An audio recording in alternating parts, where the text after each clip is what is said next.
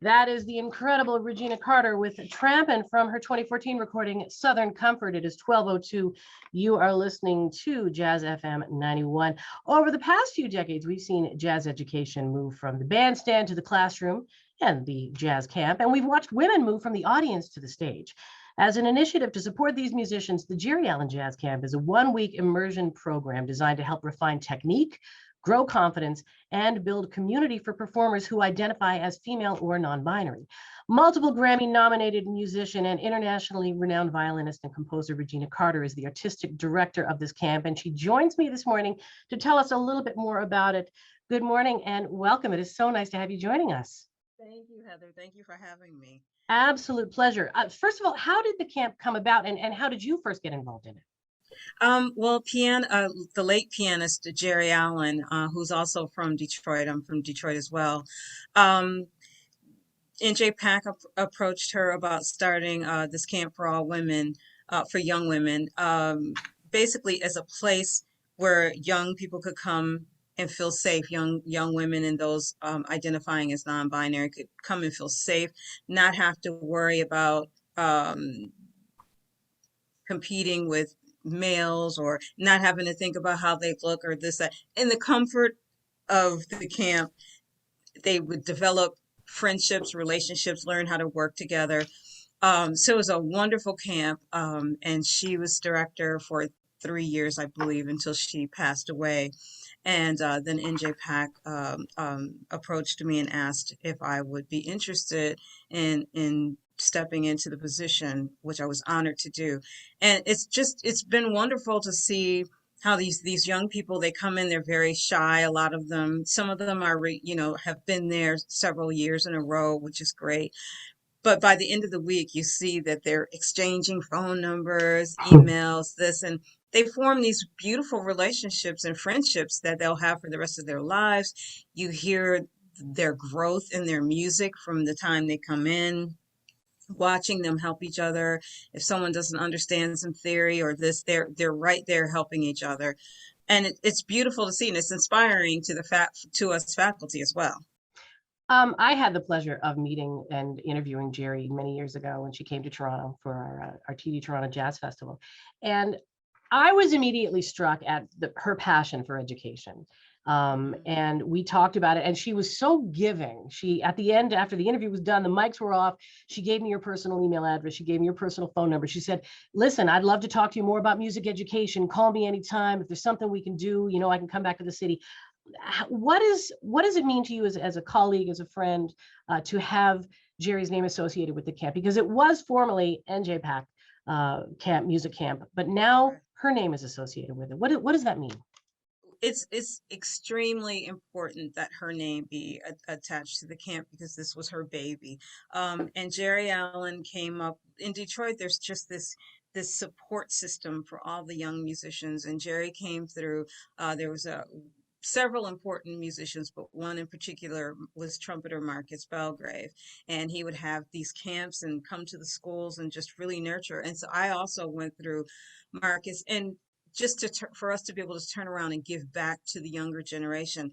And I didn't know Geri when I was living in Detroit because I came to the music scene later, but to the jazz scene later. But I met her. I was in Germany and I got a ticket to go hear her at the Alabama Hall in Munich, and I introduced myself.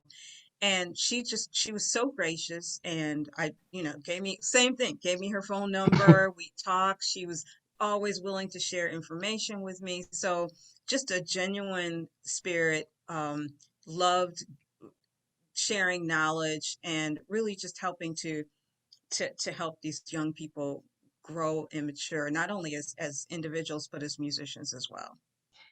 The three things that I found on the website that were really interesting, and I kind of mentioned them off the top, the goals of the camp: refine jazz technique, which you don't often hear technique used when people are discussing camps and educational things, but it's a specific thing, jazz technique. Also, grow confidence and build community. We've seen a lot of changes in the industry. You certainly have been working amongst a male-dominated field, and even though we're seeing the changes, how do you approach what some of these young musicians might face as women working in this industry when you're talking to them at this camp? Well, we always have one night, but it ends up turning into multiple nights, which, they need to talk. And sometimes we all need to talk.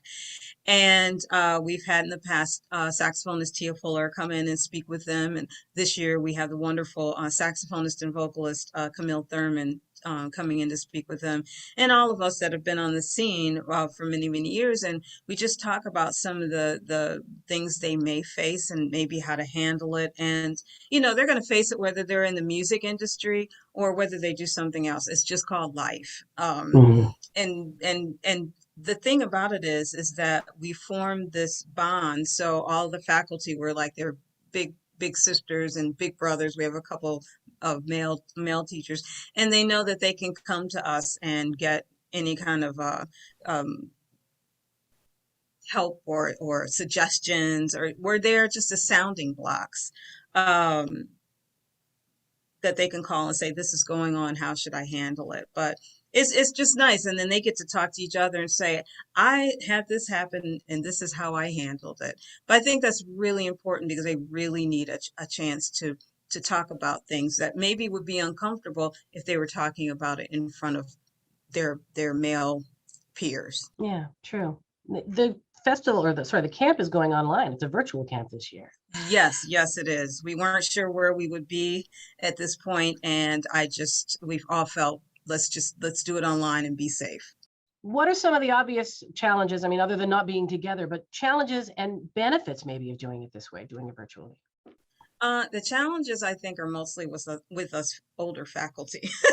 We have we have a few younger ones that get it, but it was just like, what you're gonna do, So luckily we have a great team Yeah. there at NJPAC that handles all of that. I'm like, you all control the ship, just let us do our thing. And it's funny when we don't know how to do something, the kids are right there. They're like, oh, you just have to do this, and which is great. So we're learning as well. I found, just when you're playing music, when you're trying to teach music, of course, it's better to be in person. You can Hmm. really, um, there's no replacing being in person.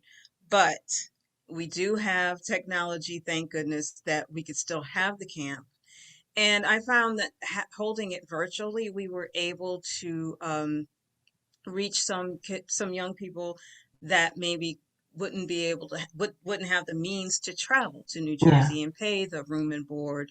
It could be expensive. So this way, and we're hoping going forward, we could do both live and on the internet so we can reach more people.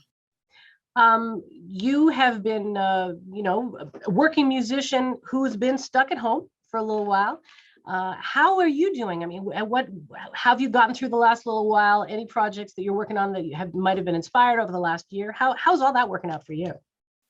It's you know what, it's been okay for me. I think in the big we none of us knew it was going to last this long. No. In the beginning, I thought, hoo, I got to like a month off, a break. Well, then I don't have to feel guilty about it.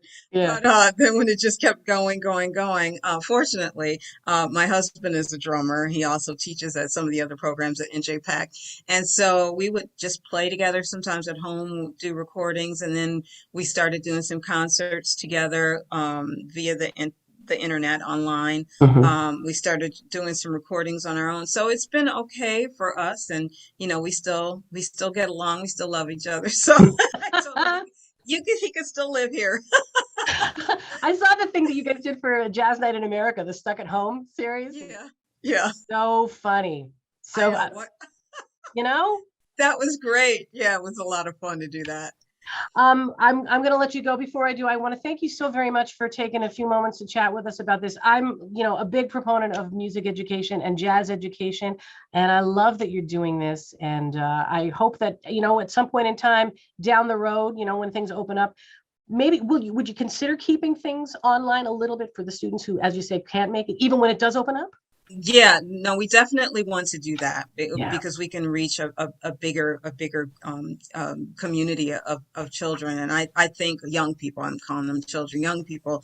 And this music, however we can get it out there and get young people involved. And it's so important that, yeah, I think this is always going to be a part. Technology is always going to be a part of our teaching going forward. We just have to hire 13-year-olds to teach us how to use it. That's all. Exactly. Or just let them come in and do it. You just push the buttons. Let me do this. Exactly. Regina Carter, thank you so very much for joining us this morning. Have Thank fun at the you. camp. I probably don't need to tell you that. I know you're going to love it. So thank Thank you. you.